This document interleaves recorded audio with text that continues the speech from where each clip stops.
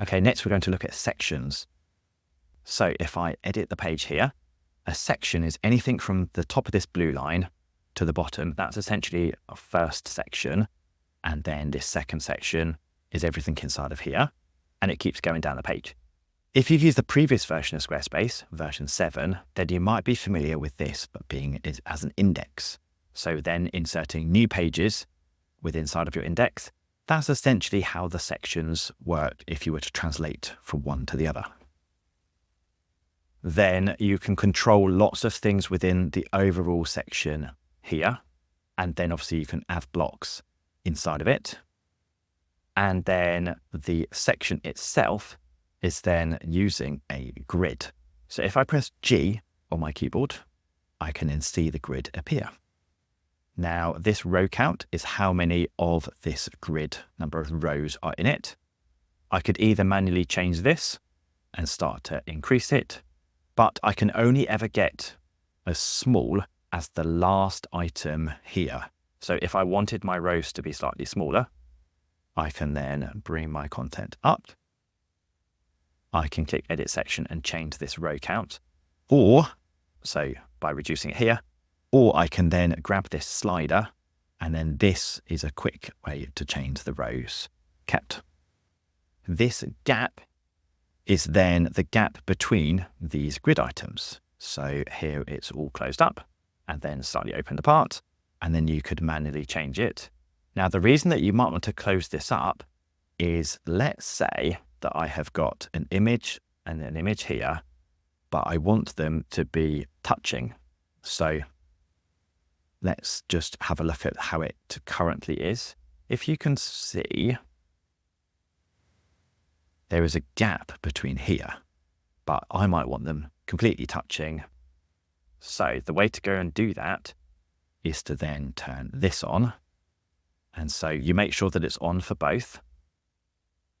And now you can see that they are completely touching. Let's just come and exit out of here. So now they're doing exactly that, which is brilliant. And then obviously I could have my other ones independent. But the other thing is that we have got this fill screen turned off. So by default, it normally turns itself on, which puts a natural gap of padding at the top and bottom of these sections, which is lovely because in this sense, we might want some natural breathing room above and at the bottom so that this image and the content can sit nicely placed within that section. But for this one, if we want this edge to edge, then I can just turn this off. So then I've got a perfect setup here, and then I can just work with the blocks as to, sorry, the grid and the blocks as to how they're doing. So then let's come back to this one. I can then change the overall height. So I can either make it small and just reduces this, or make it medium large, or then adjust it completely to my own desire. The one thing I would say is that if you do decide to make this large, then this impacts how it appears on mobile. So coming onto mobile then gives this massive gap either top and bottom of here. So how I like to overcome this is by making it small so that you've got a nice gap, or I can come and control it here. I'm just holding shift and then clicking on these. So I could make it a nice gap here. And then what I can do is if I come onto desktop, I could then decide that I want to make this much larger. So I can increase this row count. I can then place this nicely on the page. And then I can make the best of both worlds. So I often like to use this height set to small. And then the alignment is where the overall blocks are going to place themselves. So if I want to place it right at the bottom, and then if I did have these near the bottom, it basically shoves it down there. And then the divider, so then this puts different shapes at the bottom of a section. So you could do a whole bunch of different things. Oh, The other thing is it does bring in the color from the section itself. So if you are going to blend like from one to the other, then it's just noting that you'll likely want to have just, let's say, a white space over here. The reason being, if I click and drag this, then this gap is showing next to this image. So in that sense, this probably won't work, but I might want to do something that could start to lean into that. But then I could adjust different things going on here. So obviously that's not how I would quite want it. But then here we go. I could adjust this height, and then I could adjust the alignment. So you can see that this is starting to move here. So let's just set this back to the 0. I'm actually just going to type it in. There we go. But yes, you could do all sorts of things like that. So yes, in that sense, get creative as to how you want to do things, but it only hits the bottom of these sections themselves. Okay, so what else can we do within our sections? We can change the background, whether we put an image, a video, or some overall art onto it. What we mean by art is you can do lots of different effects inside of here. Plus you could change the different colors. So you could do all of this sorts of things. But obviously just be aware of accessibility and just having all of this motion going on the page. So for now, I'm just going to set that back. Then within the video, I can either upload a video directly from the library, upload it from my device itself, or I can add a link in from YouTube or Vimeo. Just note, if you are using Vimeo, it does need to be Vimeo Pro for this to work. And then I can change it different configurations here.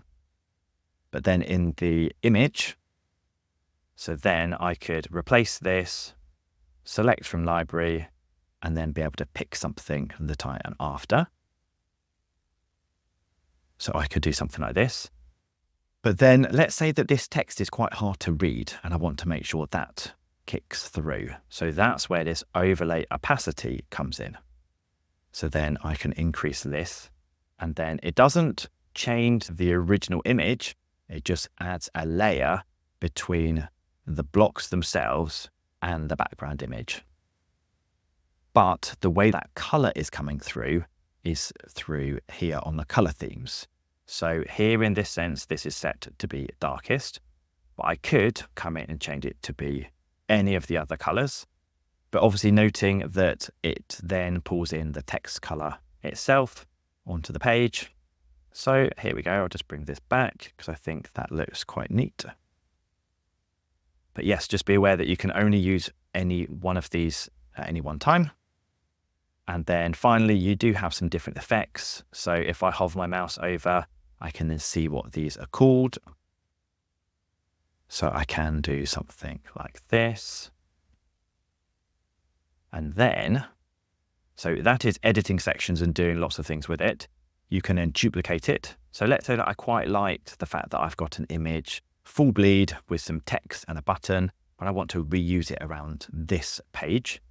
I could then duplicate this. I could then just come and tweak and turn off a couple of things, and then I could move it up and down. So this is great if you want to reorder your content. And then obviously if I want to put the text over this side and then swap things, I've got half the work done for me already. And then come in, swap this image. There we go. And then the other thing is, let's say that I really like how this is in place and I want to use it elsewhere around the website. Then I can save it. So adding this here then has added this to my saved sections. Now, how we got to that is by clicking this add section button. So add section, you can either add a blank one in, and this will insert it in between the gap. Or you've got a bunch of pre-selected styles that are here. But again, they're just suggestions. So let's say that I quite like this one, but I just want to swap things around. I can pick that. And then here we go. I can just swap that around. And then I can just keep going down page. So you've got a bunch of things with that section. And then some of the others have certain different uses in here.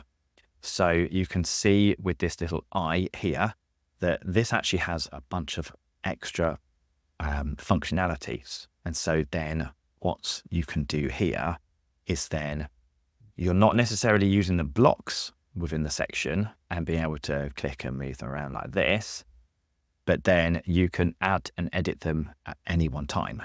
So we'll come on to this a bit later, but you've got extra functionality that sits here, meaning that I could move and change, resize, and do lots of things to them all at once and do a bunch of styles.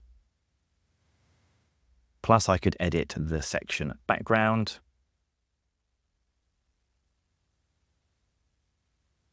And then I could come in here and I can find other ones that are going on. These often then have the extra blocks inside of the site itself. And these are then pulling through the color themes that you have been added to the site. So there's loads of power within this. And then particularly, let's say images, here we go, we can add a gallery in here. So then here I can edit my gallery and do extra things within this section. And then you have got lots of others which have got some pre-suggested layouts to them.